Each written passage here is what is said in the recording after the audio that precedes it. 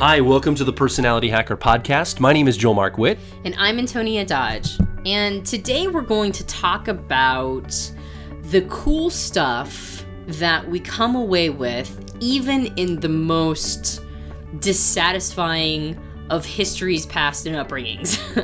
The reason why sounds heavy. I know. The reason we're going to talk about this is we've seen this pattern, especially people who reach out to us after they've listened to our podcast and maybe read some of our blog posts, or maybe we've done some coaching with them. And there's this general sense of, I wasted my 20s, or I was raised in a paradigm that I realize now that I don't agree with, whether it be religious, secular, right? Like whatever the background of the paradigm was. Or I had really terrible parents, or I had a really terrible upbringing, or I had a lot of tragedy in my life. And there's this narrative that comes along with that, which is basically that you have all this time that was wasted, all this time that was lost, and today's the first day of the rest of your life, and now you've got to figure out what you're going to be doing from this point on. And you and I were sitting in the car not that long ago. We actually end up... This is how our podcasts emerge. We end up sitting in the car, like we'll come home, we'll sit in the car for a while and just sort of talk. Like, I don't know if it's the intimacy of the car or whatever, but it's very conducive for conversation. And we'll just end up sort of talking about something and go, hey, that would make a really good podcast. Yeah. What we were talking about is that you and I have that narrative too. Like, we have this sort of, I actually made a Facebook post about this one time about how I have no return on investment for my past. I had a very, very strong religious upbringing. I had the kind of religious upbringing where Bible study was very important. I've read the Bible through, I'm an agnostic at this point, but I've read the Bible through more than most people that I know. And I was, raised by two people who are very much fancied themselves scholars. And so I have all this information and data in my head that I don't really use in my day-to-day life anymore. I mean, I did. It was very helpful in the past. And then when I went to the next phase of my life and decided that that wasn't the perspective or paradigm that I wanted to continue to adopt, it was my faith background, but it wasn't really something I wanted to continue doing. I was like, well, man, it takes a long time. To just read the Bible through takes a long time.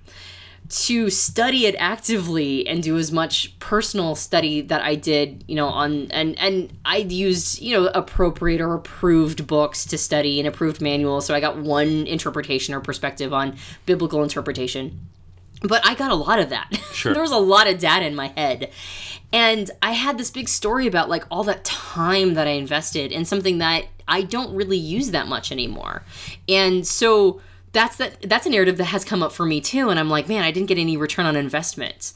And I started noticing that I have that dialogue, or not dialogue, but that narrative in a lot of different areas. It's like, oh man, I spent all this time doing this thing and now I don't use that at all. And now I have no return on investment. Or I spent a lot of time in this relationship with this person, and then it ended up being that we aren't in a relationship anymore and I have no return on investment. So the narrative can just start bleeding out into all these aspects of your life, that you've spent all this time and effort on this thing that is no longer appropriate, and now your whole life has gone by, and now you've got all this wasted time, and now how do you possibly start all over again? Yeah, I have the same narrative. I'm in my mid-30s right now, and I look back at my life saying, man, I've grown so much in the last 5-7 years. I wish I knew everything I know now when I was 20, when I was 18, when I was 16. I feel like I could be so much further along knowing what I know now. And I wasted so much time. I was a hard worker, and I delved in. I too came from a very religious paradigm. I actually went to seminary to study to be in full-time ministry at one point. So I have a master's degree from a seminary, and I have a lot of biblical knowledge as well in this. So I look back at that and I think, man, I feel like I specialized in something that I don't use now. And I have specializations now that I didn't use then, that if only I had opened myself up to them, this is so discouraging. And the reason this came up for us in our conversation is we're getting emails almost daily from people that are having these experiences. We're getting emails from people that are saying, look, I just got an email yesterday from a guy who said, or it was this morning, he said, I'm in a Christian paradigm. I'm stuck in this paradigm. I don't know exactly how I'm going through the world. I feel trapped. I'm in my 40s and I feel like stuck here, basically.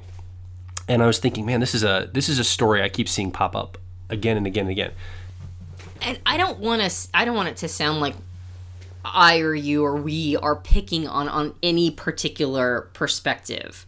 There have to be people who have, changed religions or maybe changed, they're expatriates of their country and they have now a new identity in this next, however you identify yourself. Sure. There are so many different ways for people to identify themselves. It doesn't just have to be a religion. Religions tend to be the ones that consume a lot of time and effort and our belief structures, so they're an easy one to point out, but there's lots of different ways that we identify ourselves with certain subsets, and then maybe a certain period in our time we graduate and we go to the next one. And all of a sudden now we're like, well, all that time and effort I spent before, was that all wasted efforts? Yeah. Right? And so we wanted to, what happened when we were in the car is we started to build a list of all the things that we learned at that time period that is not normal to learn for most people growing up. Like the things that we came away with from our backgrounds are a lot of why we're able to do the things we do today. Certainly. And so what we wanted to do is basically give an example of how a time period in your life that you may feel that you strongly invested in something that now is not usable. Oh, I mean, you talked about a master's degree in seminary. There are so many people who have gone to, college, have gotten their associates, bachelors, masters, doctorates, and things that they don't even use anymore. Totally. That's not just a time investment. I mean, you can walk away with like $20, $30, $50, $100,000 worth of student loans that now you have to spend your life paying off, and you may not have ever once used it, ever, right? Like you're qualified now to get a job because you've got a degree, and yet you'll never be in the field that you thought you were going to be. So, I mean, that's a great neutral example of whether or not somebody got ROI. And we wanted to go through an example, or using us as an example, of some of the things that we came away with, so that for you listening to this podcast, if you have had these feelings, if you believe you, say, I don't know, wasted your teens or wasted your 20s, or you're at a time period right now where you're comparing yourself to other people and going, man, they're so much further along than I am, and I wasted all that time trying to figure out who I was, or wasted all that time in trying to get this particular degree, or wasted all that time in a paradigm I no longer believe.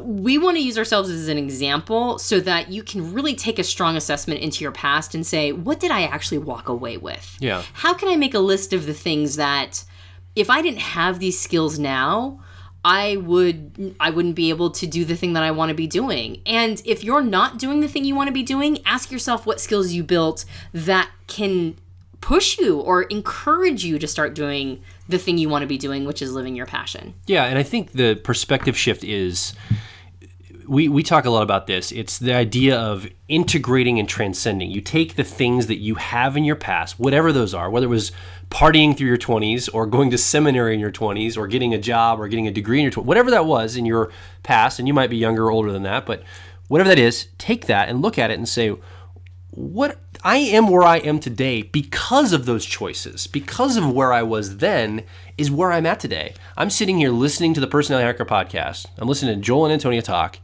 and I have a desire to grow, or hopefully you have a desire to grow as a person in your personal growth and in your relationships, your business, whatever. You want to grow and become a better version of yourself. And you have that desire. Where did that desire come from? That's probably been built. You've had skills and you've had desires building all this time, and you're here right now in this moment listening to my voice at a critical decision point to say, I'm not going to reject that. I'm not going to say it's a waste of time.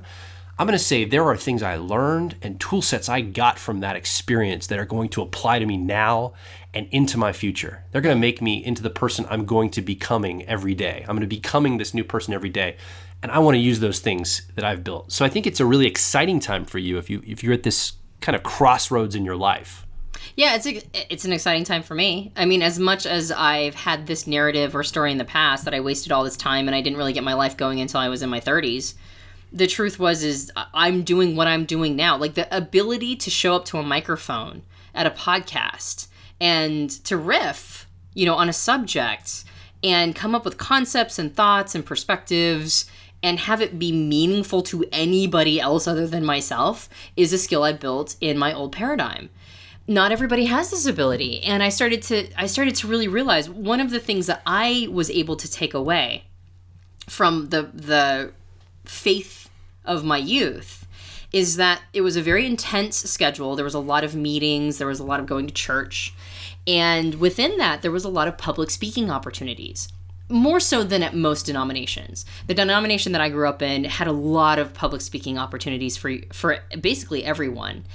And one of the things that I used to do was volunteer for what were called impromptu speaking opportunities.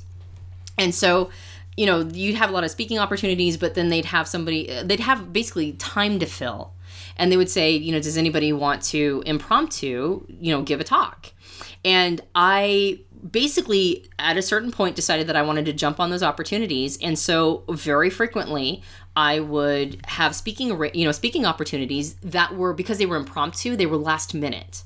So I'd have about 5 minutes to relay some sort of, topic or some concepts around a topic. And I might have like 10 minutes to write enough material to fill 5 minutes, right? Like I might have or 5 minutes. I might just have the amount of time to just quickly go over some concept and then immediately deliver it. And I got to a point where I could almost do it in my sleep, right? Like I could just, yep, okay, this is what I'm talking about. All right, I grab the topic, I get up on stage, I start talking about it for a couple minutes, and then I get off.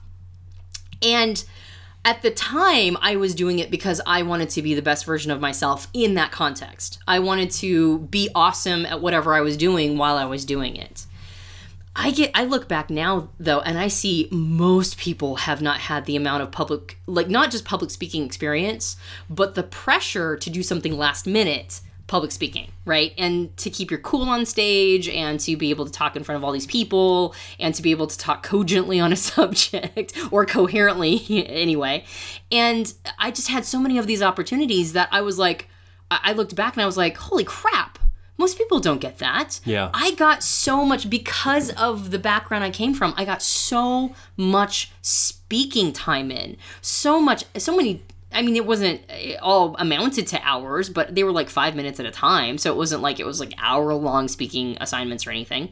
But all those little 5 minutes added up to me feeling very comfortable in front of a microphone. And I can't even begin to tell you how grateful I feel. It's allowed us to make podcasts because I can show up and speak. It's allowed me to make programs where I can speak at a camera and be okay. This was a very unique opportunity that I took away, and I wouldn't have that had I not had all that time in that faith background. Yeah. So the gratitude I was able to sit with, just like oh my gosh, I would not be where I am today without that. And I know people have those. I know they have something like that was unusual about their past, a tool or a skill that they picked up that is very unique to their experience, and something that is a major boon for them at this point that made the entire journey worth it. Yeah, I have a similar story, talking about podcasting specifically. So my father and mother ran a religious nonprofit when I was a child. They still run it. And my father used to be on a 50,000 watt radio station daily in the Pittsburgh area, because that's where we were living at the time, doing a radio program. And I remember, in fact, he called me, it was a couple nights ago, he called me and said, hey, I found an old reel-to-reel tape from 1980 something. I was probably 7 years old or something like this. It was early mid 80s, that says Joel's first radio podcast or broadcast. And I guess we haven't listened to it yet because we got to go find a reel-to-reel tape machine. But at some point, apparently, I was, as a little kid, a guest on his radio show. So I grew up around broadcasting on an actual radio station, hearing my dad's voice, and actually, apparently, being on the radio station as a little kid. Weren't you running the soundboard? Well, and that it morphed into my teenage years. When I hit middle school and the teenage years, I basically took over the operations and production end of things. Right. And I look back and I was getting to say, man, every day I still have these thoughts of I've wasted time. But look at that skill that came out of that interesting paradigm I was through.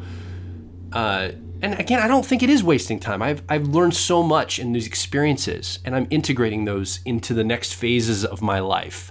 And I think as humans, if we can think about those, all the production stuff that I did as a teenager, I'm using now in Personality Hacker. I'm using in our current business and all the media we create because of that experience.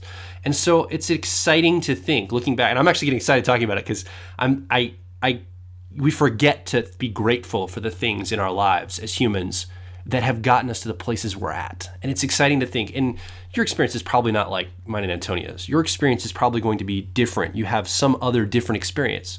But look at the unique things, look at the unique tools you've built during this time, and get excited about those things that are going to be lending you to the next phase of your life. It's an exciting thing for you to look at. Yeah, this isn't intended to be like the self-congratulatory podcast. Yeah.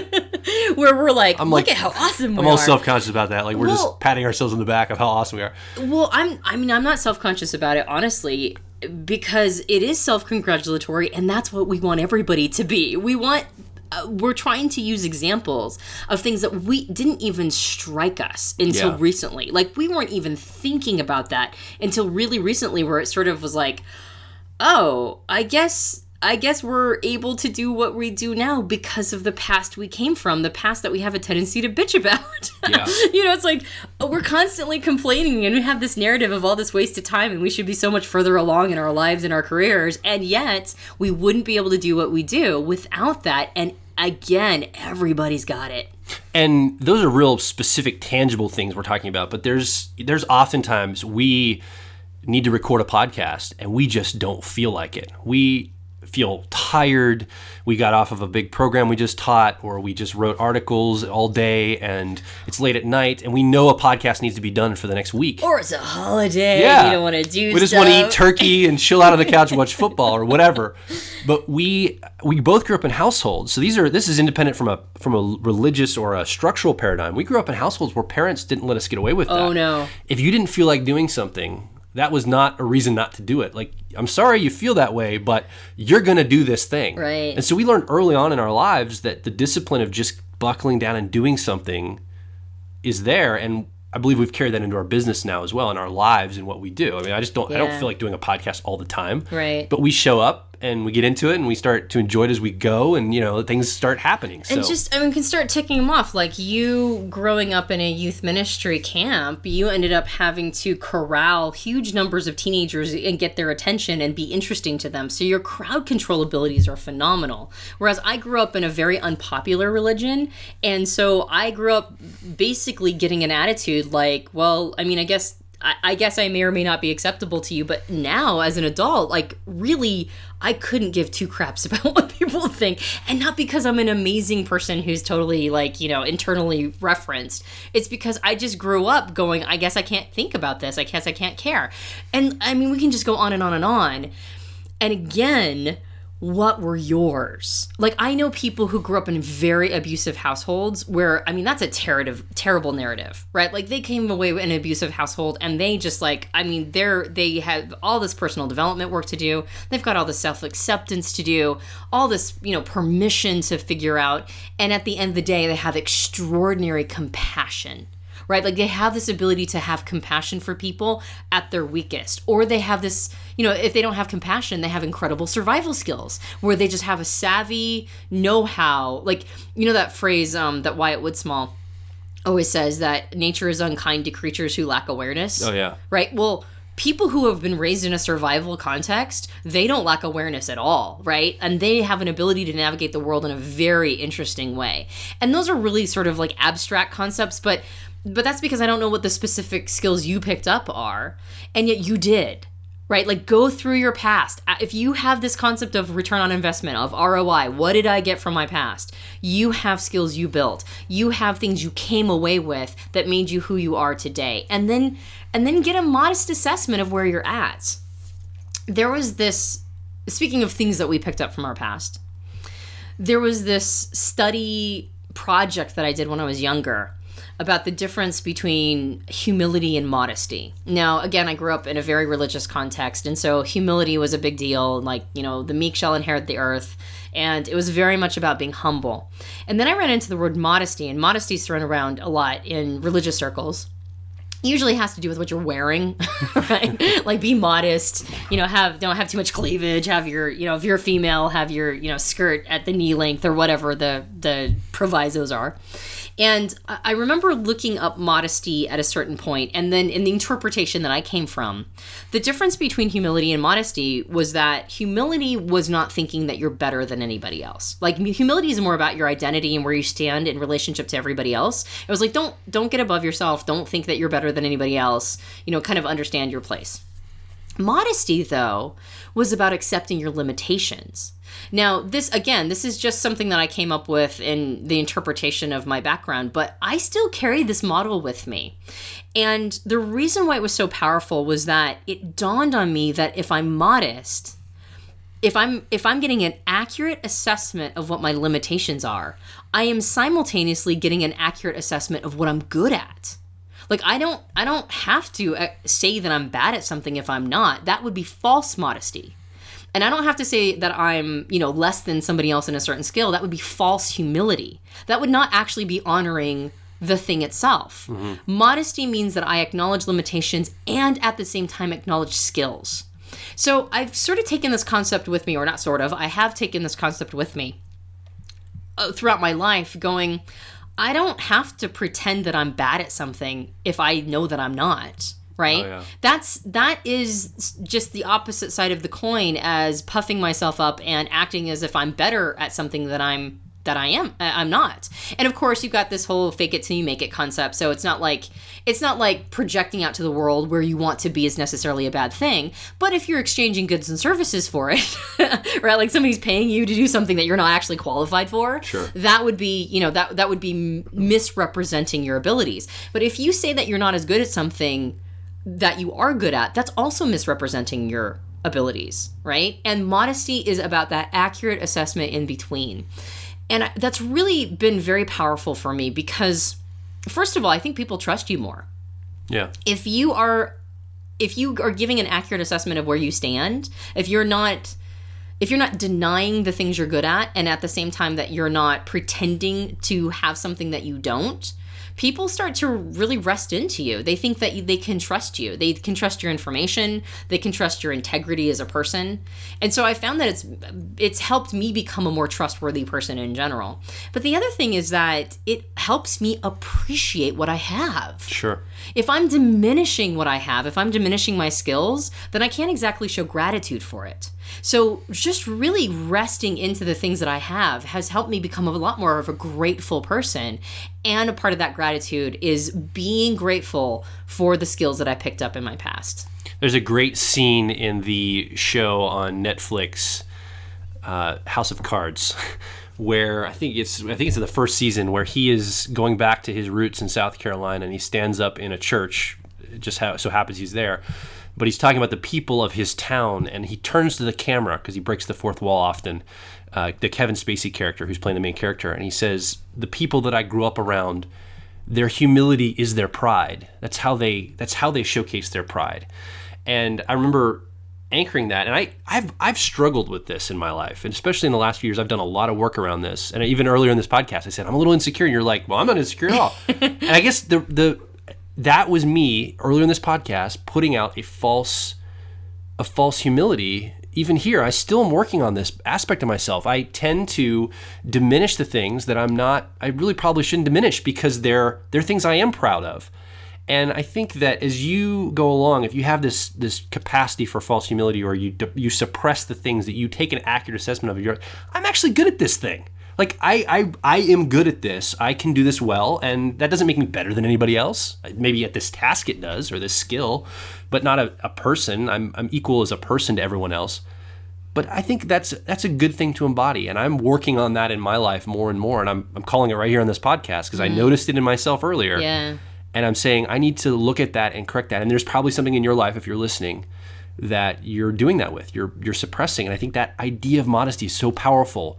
Because then if you're assessing the things you're not good at accurately, and you're assessing the things you are good at, the key that you just said, which is really key, you can express gratitude. Like, it opens up a platform for gratitude. And we know that gratitude greases the wheels of all sorts of amazing things in our lives. And that's a really powerful frame to come from. Yeah. I heard a pithy turn of phrase that said gratitude is altitude. Yeah. A lot of times, the more grateful we are, the more we accomplish and achieve. And I mean, I think it's so awesome when you do that. I love it in our relationship and our conversations when you're just like, hey, that's that thing I need to work on more. And your modeling that has been so perfect for me because I now do it too. I'm like, hey, that's that thing I need to work on more. And at the same time, that's that thing I don't have to work on as much, right? And so I think, I really feel like this, we could call this podcast Permission to be Awesome. Like, I really think it comes down again to that fundamental component of permission. Are you giving yourself permission to acknowledge how great you are? Are you giving yourself permission to look back in your past and, really get the nuggets of gold that no matter what context you came from, you're going to have some of that. Yeah. It doesn't matter who you are. Well, I mean, maybe it does matter if you're like a psychopathic killer. But even you have built skill to be able to successfully evade the police. So no matter who you are, most of the people who are listening to this podcast, I'm assuming, are not psychopaths. You're people never know. You don't. You're people who want to make a difference. You, the listener, is somebody who wants to make a difference in at least your life, if not in a bigger context. So I personally believe, this is a personal belief, that when you accept how much power you have as an individual and all the amazing things that led up to you being powerful now, that is the gatekeeper for making a big difference in the world. That's the gatekeeper for going to the next level and being able to make the impact you want to make. Yeah. I also want to make a comment to people who they feel stuck right now. They're not in a place where they feel like they're doing what they want to be doing and they're building toward that.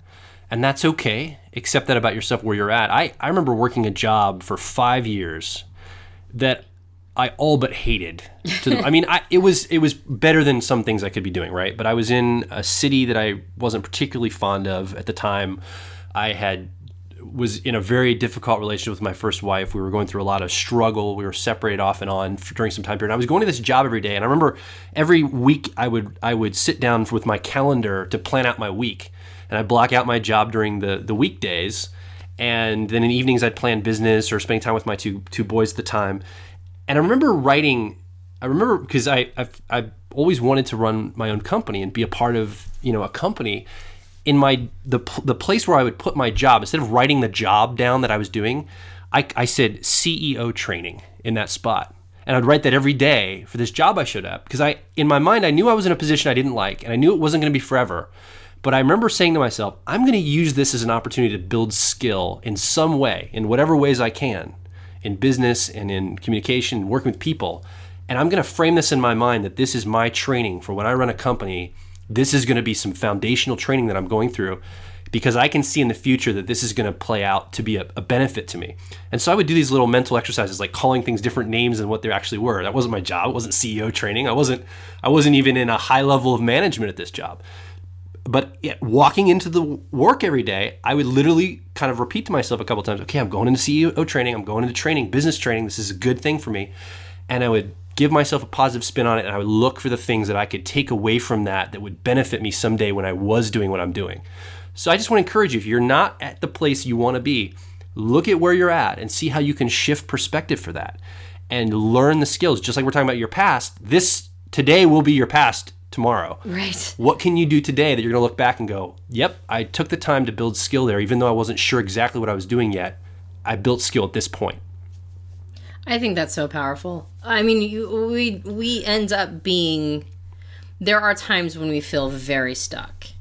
And being able to understand where you came from and all the awesome stuff that came from the past allows us to see all the awesome stuff that we're training now. I mean, I think it's really rare when you run into somebody who's like, yep, I made it, I arrived, I'm exactly where I want to be. That is very rare. I mean, I can't say that right now. I have a lot more ambition than I'm currently able to express at this point. So being able to really mine for that gold and have gratitude and understand that right now, even if you feel stuck or you haven't arrived or you're still moving on, that you're building vital skills for the next phase. So important. So important. I mean, I'm going to get a little existential, and it's because I decided to just a second. When I was first really going into what I consider the second phase of my life, when I was starting to figure out what it was that I believed, what I really wanted to do with my life, one of the big things that I had to figure out was, I had this ready-made paradigm that I adopted, and it gave me meaning.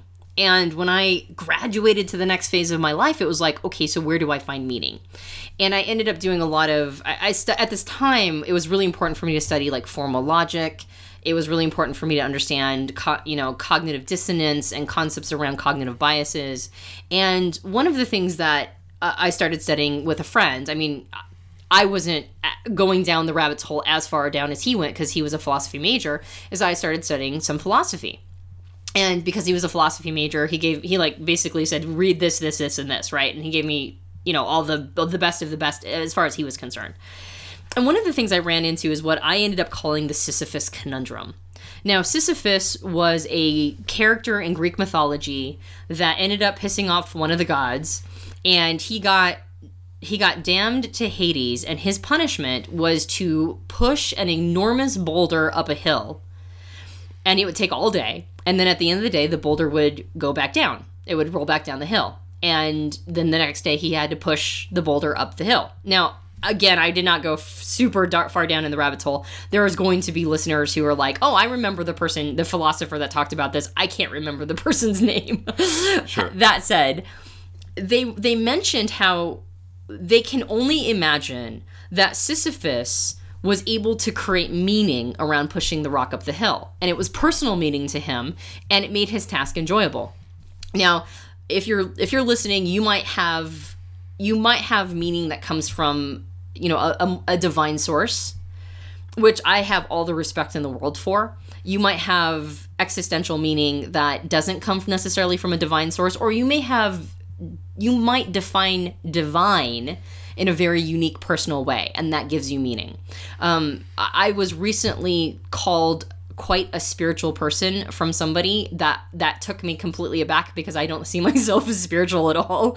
I oftentimes refer to myself as the reluctant skeptic because I don't see myself as spiritual. And they said a lot of my concepts, which are, not normal materialist concepts, sounded kind of spiritual to them. Sure. But regardless of whether or not I'm a spiritual person, I have a lot of respect for people who are. And so wherever your meaning comes from, that's perfectly acceptable and fine. And you might think that there's empirical meaning in the universe. Like there's only one meaning and everybody should acknowledge that meaning. And you might be right. You might be totally right. That said, I'm at a place in my life where I recognize that meaning is directed by myself. Like I come up with the meaning that I'm going to place on my life. And the conundrum that I was experiencing at that time was what I called the Sisyphus conundrum, which is what meaning am I going to place on pushing the rock up the hill? Because we kind of live the same, it's kind of Groundhog's Day, right? Like I get up in the morning, I've got a 2.5-year-old, I attend to the 2.5-year-old, I have a babysitter that comes in the morning, she plays with the 2.5-year-old for a while I do a bunch of work. The 2-year-old goes to bed, and then I may or may not have babysitting after that. And I may watch this kid, and then in the evening, we make dinner, and then, we relax and chill out, and then we go to bed, and it kind of starts all over. And there's some days we work really late into the night, and there's other days that, we have more time. But regardless, it looks a lot like the same day over and over with some variance. And that's pushing the rock up the hill. And I close my eyes, and the rock is back down at the bottom of the hill the next morning, right? So the conundrum is, what is the meaning that I'm going to apply to this task? And I think we all create our own meaning. I think we all, some people are in the middle of the conundrum. Some people have a very firm concept of the meaning that they're placing in their life. And other people don't think that they don't really need to have much meaning at all. I remember talking to my brother recently. He's like, yeah, I'm just going to write books and play video games. And that's my meaning. And whereas I'm like, I want to save the world, right? Because that's my meaning. But regardless of what that meaning ends up being, I think it's so important for us to have gratitude, understand where we're at in the process, understand that we get to make our meaning if we want to. We get to make the meaning of what our past was. We get to make the meaning of what today is. And as you said, you wrote CEO training in every day.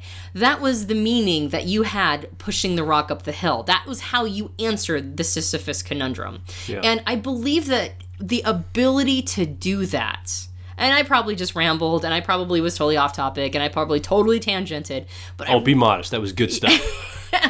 I hope it was. That one's more difficult to accurately assess. That said, I really feel like the ability to create meaning is so delightfully human. Yeah. We have consciousness, we have self-consciousness, we have the ability to understand the universe on some level. What does Carl Sagan say? That we are a way for the universe to know itself, right? Like, we have extraordinary abilities to create meaning. Yeah. So let's go ahead and use them by creating an awesome meaning for our past, an awesome meaning for our present, and an awesome meaning for our future. I think you can also interchange, I think meaning's a great word. You can also interchange it with the word narrative or story. What's the story you're telling yourself about this experience or this thing? Because stories are flexible and they can be altered, and meaning to me sometimes feels a little bit more like the ultimate thing, like the ultimate meaning. But stories can be a little bit more fluid in that, and I think meaning can be that fluid as well. But I think the word meaning may trip you up if you're listening, that it's like the ultimate meaning. Yeah, good point. And I think it's still a good word. I'm not saying it's not a good word. I just want to make sure I clarify that if it helps to think of it in terms of story or narrative about this topic, because an event could happen. The dog in your house could bite the kid in your house, and there's a ton of different stories that can emerge from that, how you interpret that event, right? You can interpret it as a bad thing, this dog's a rabid, terrible dog, or he was provoked by the child, or the dog was, thought it was an invader because the kid came in the house and he saw it was in the dark silhouette and jumped at the kid. So all these different stories could be interpreted, and just thinking about everything like that. Everything is fluid. Every event in your life can be looked at through a different narrative than what you're looking at it through now. Yeah. Events that are going to happen, events that are happening, events that have happened. And all it takes is personal permission to decide the interpretation. Yeah. You just got to give yourself permission to be able to interpret it in a way that increases your personal individual happiness and helps you become a healthy version of yourself. So I really feel like that whole, I'm not sure if this particular podcast is going to resonate with everybody, honestly. There might be a lot of people who are like, hey, I'm here for personality talk. That said, I do think that there's going to be a segment of the population or the segment of our demographic that's listening that it's for them.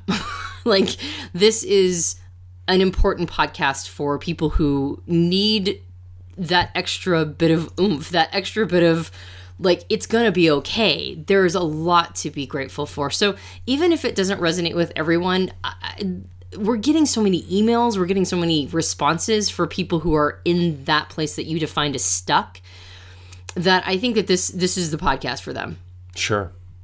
Let us know where you're at in life. Let us know if this resonates, what questions you have, comments. You can find us at personalityhacker.com, or you can join our growing community of people that are like minds, just like you, that are literally, we're getting like dozens of people a day liking the Facebook page, facebook.com/personalityhacker, or twitter.com/personalityhack.